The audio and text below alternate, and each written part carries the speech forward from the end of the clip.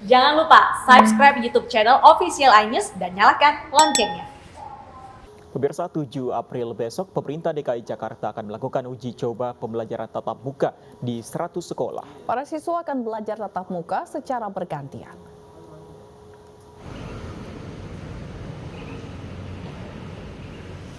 Sekolah Menengah Pertama Negeri 255 Duren Sawit, Jakarta Timur merupakan satu dari 100 sekolah di DKI Jakarta yang tengah mempersiapkan uji coba kegiatan belajar mengajar tatap muka yang akan berlangsung pada 7 April. Sarana dan prasarana kesehatan telah dipersiapkan pihak sekolah dalam mengurangi penyebaran virus corona. Di antaranya, sejumlah wastafel dan hand sanitizer yang disiapkan di sepanjang lorong sekolah, serta sejumlah tanda silang di lantai untuk menjaga jarak. Dinas Pendidikan DKI Jakarta mengatakan 100 sekolah telah memenuhi persyaratan baik dari tingkat PAUD, TK, SD, SMP, hingga SMA. Skema uji coba belajar tatap muka siswa juga nantinya akan diatur secara bergantian. Serta sekolah daring juga tetap akan dilakukan selama masa uji coba. Dalam 5 hari belajar, Senin sampai Jumat, tidak setiap hari anak itu belajar tatap muka di sekolah. Kita ini sudah memiliki alur, ya. Misalnya hari Senin itu yang belajar tatap muka kelas 4 untuk SD, kelas 7 untuk SMP, dan kelas 10 untuk SMA. Itu belajar tatap muka. Untuk PAUD kelas 1, 2, dan 3 itu BDR, belajar dari rumah. Nah, hari Selasanya tidak dipakai untuk pembelajaran. Semua kelas disinfektan, disemprot disinfektan, agar kita antisipasi adanya virus yang tertinggal di antara anak. Artinya itu antisipasi. Kemudian Rabunya baru beda kelas. Kalau tadi kan kelas 4 yang SD, sekarang yang hari Rabunya kelas 5, SMP-nya kelas 8, SMA-nya kelas 11. Tak hanya itu, kondisi kesehatan guru juga dipastikan dalam keadaan sehat dan sudah divaksin. Jika uji coba ini berhasil, maka penerapan belajar tatap muka akan dilakukan mulai tahun ajaran baru pada Juli mendatang. Dari Jakarta, Tim Liputan iNews melaporkan.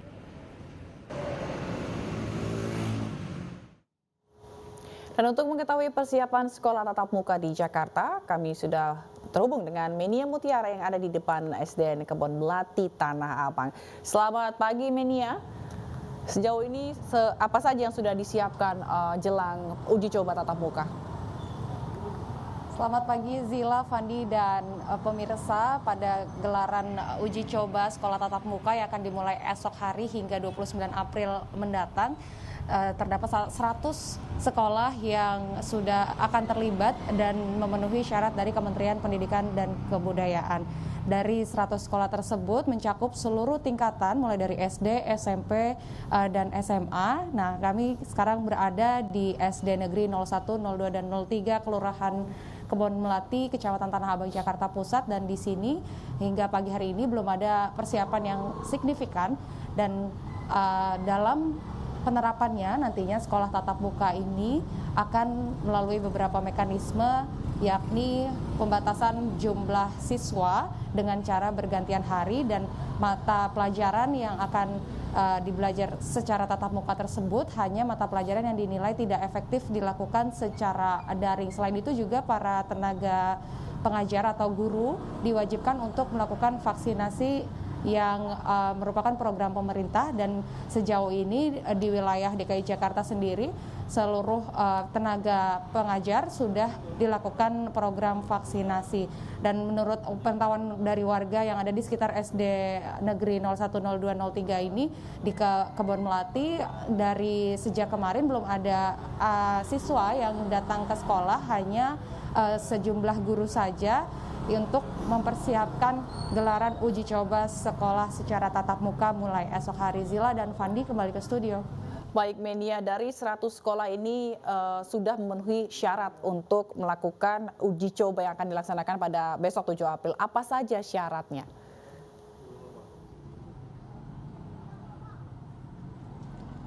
Ya, baik. terkait kepenuhan syarat untuk dilakukan pembelajaran secara tatap muka ini sesuai dengan aturan dari Kementerian Pendidikan dan Kebudayaan bahwa sekolah tersebut harus memenuhi standar protokol kesehatan yang ada, yakni di setiap sekolah ditampilkan tempat cuci tangan atau wastafel serta juga disemprotkan desinfektan dan secara bergantian untuk diadakan gelaran sekolah secara tatap muka ini agar tidak terjadi interaksi antar siswa dan hanya diperbolehkan untuk datang ke dalam kelas belajar dan kembali pulang ke rumah. Zila. Baik, nah fasilitas cuci tangan ini sudah tersediakah di SD tempat Anda melaporkan saat ini di Kebon Melati, Menia? Kemudian apa ada fasilitas protokol kesehatan apa lagi yang disiapkan di sana kalau Anda lihat, Menia? Ya baik Fandi, terkait untuk fasilitas kesehatan di SD Negeri 01, 02, dan 03 Kebon Melati tempat kami berada ini, sejauh ini terdapat sejumlah wastafel di sudut-sudut sekolah. Sekitar tiap lantainya disiapkan 2 tempat cuci tangan dan di sekolah yang tempat kami berada ini terdapat sekitar 3 lantai. Dan ada dari sebelum memasuki kelas dipersiapkan oleh seluruh tenaga pengajar juga untuk penyemprotan desinfektan agar dipastikan kebersihan untuk kenyamanan belajar para siswa. Fandi dan Zila. Baik, terima kasih Menia Mutiara atas laporan Anda dari Kebon Melati. Selamat bertugas kembali. Ya, bisa sementara itu SMK Negeri 1 Temanggung, Jawa Tengah ini sudah menggelar pembelajaran tatap muka. Jumlah siswa yang datang dibatasi, sementara guru yang tidak lolos screening kesehatan dilarang mengajar.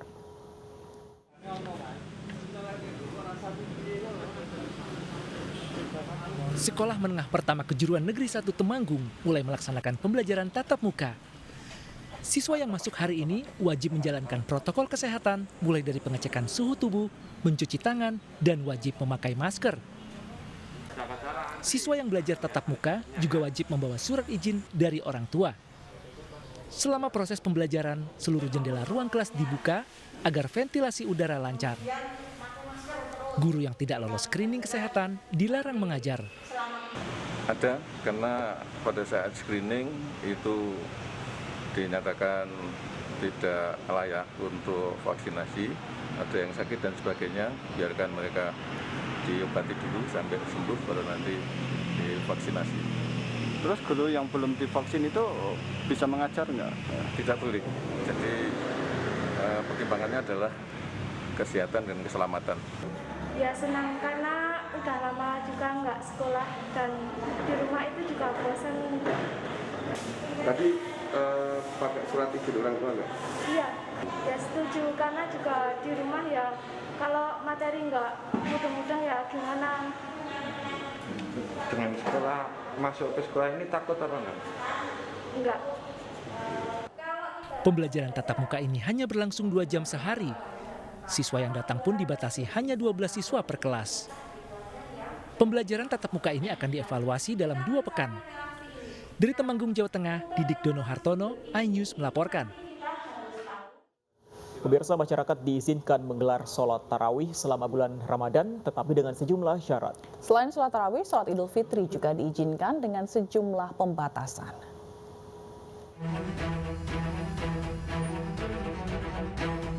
Pemerintah mengizinkan masyarakat menggelar sholat tarawih dan sholat Id pada Ramadan tahun ini. Namun sholat harus sesuai protokol kesehatan yang ketat dan jamaah harus dari satu lingkungan tempat tinggal.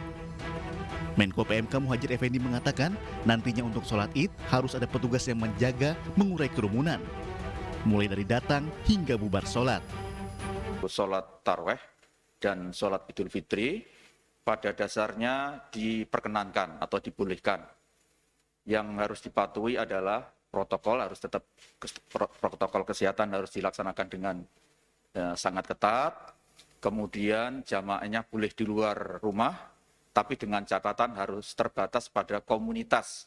Jadi di lingkup komunitas di mana para jamaahnya memang sudah dikenali satu sama lain. Sehingga jamaah dari luar mohon supaya tidak diizinkan. Begitu juga dalam melaksanakan sholat berjamaah ini diupayakan untuk dibuat sesimpel mungkin sehingga tidak waktunya tidak berkepanjangan, tidak terlalu panjang mengingat dalam kondisi masih darurat ini. Muhajir juga berharap dengan adanya kebijakan ini warga dapat menerapkan protokol kesehatan dengan baik dan benar agar terhindar dari penularan COVID-19. Tim Liputan iNews melaporkan. Meski melarang mudik, Menteri Perhubungan minta penanganan larangan mudik tetap dilakukan secara humanis.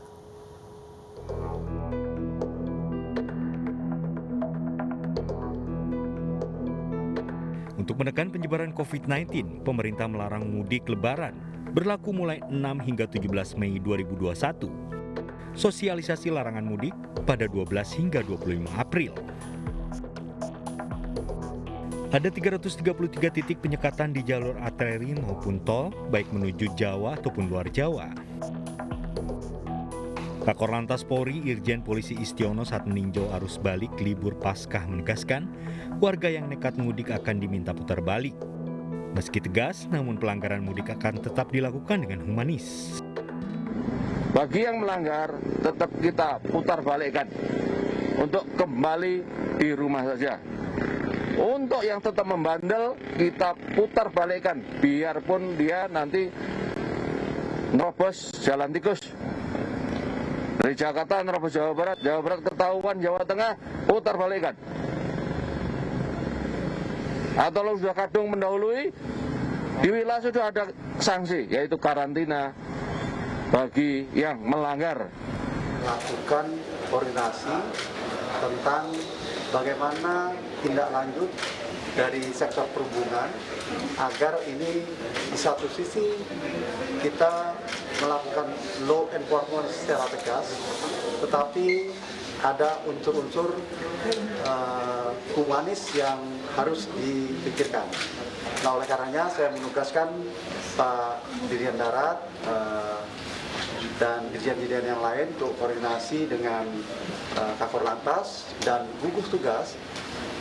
Insya Allah apa yang dilakukan itu tetap tegas tetapi humanis.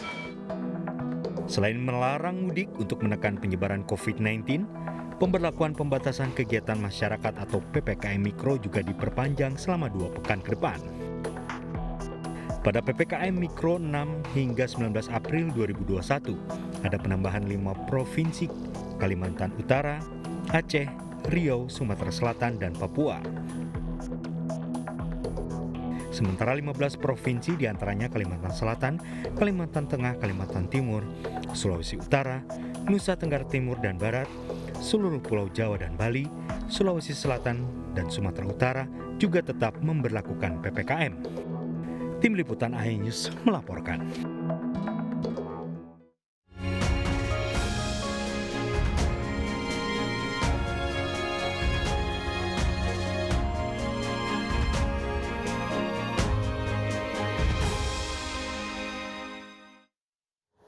Ya, kita ke informasi lain, pemirsa dan Zila. Ini kalau kita berbicara mengenai produksi televisi ini tentu banyak yang berperan di balik layar tentunya. Nah, dan tujuannya memang cuma satu, ingin memberikan yang terbaik untuk betul pemirsa. Sekali. Salah satunya yang satu ini 5 tahun bergelut di dunia jurnalis. Salah satu kontributor MNC Media di Kota Makassar, Sulawesi Selatan, Yul Yusfin, telah mendedikasikan dirinya menjadi seorang pewarta bagi masyarakat Sulawesi Selatan. Dan kini di hari ulang tahun iNews TV yang ke-6 tahun, Yul Yusfin terus berharap mampu melayani pemirsa iNews TV dan tetap mendapatkan informasi terkini dan tetap menjadi nomor 1.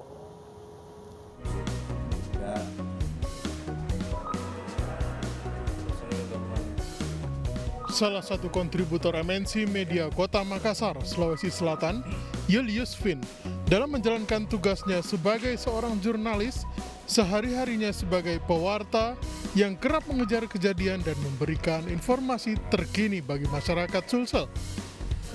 Pria yang disapa dengan Yul selalu mengejar narasumber-narasumber yang kredibel dan terpercaya.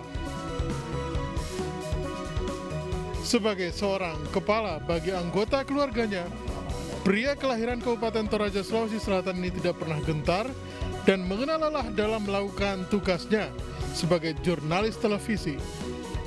Proses pembuatan karya jurnalistik pun dilakukannya secara bertahap mulai dari pengambilan gambar, pembuatan naskah berita, pengeditan gambar, hingga ditayangkan di televisi yang tergabung dalam grup MNC Media. Saat terjadinya bom bunuh diri yang dilakukan kelompok teroris di Katedral Jalan Kolalido, Kota Makassar beberapa waktu lalu, untuk kepentingan informasi bagi masyarakat, pria berumur 26 tahun tak henti-hentinya tampil menjadi orang pertama yang menggambarkan dan mengupdate berita tersebut bagi pemirsa setia iNews TV.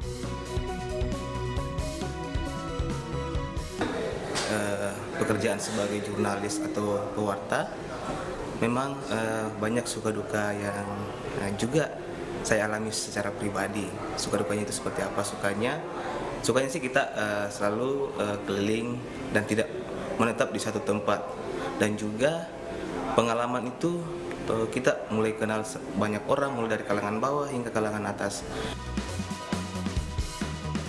Julius Finn pun akan terus meningkatkan kemampuan pribadinya guna membuat iNews tetap menjadi kecintaan pemirsa Indonesia.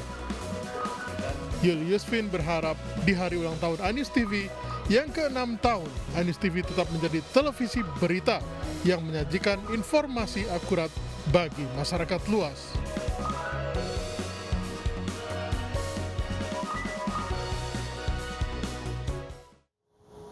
Fandi dan pemirsa, hari ini iNews TV genap berusia 6 tahun. Ya, selamat ulang tahun kalau begitu. Dan sebagai TV berita, iNews selalu berusaha memberikan informasi tercepat dan terpercaya untuk Anda.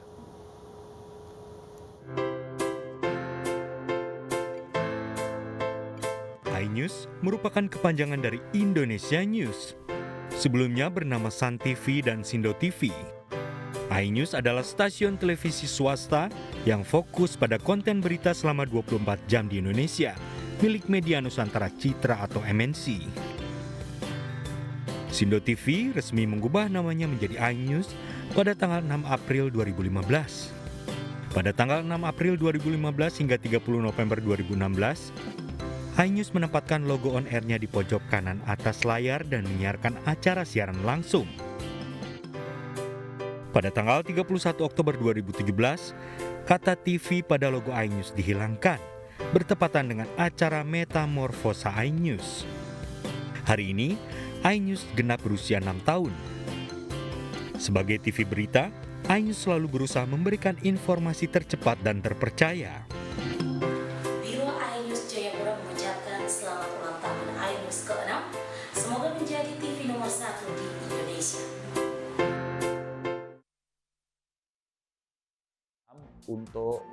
Selamat ulang tahun ke-6 untuk iNews TV. Terus konsisten menyajikan berita-berita yang informatif dan edukatif bagi masyarakat. Tetap inspiring dan informatif.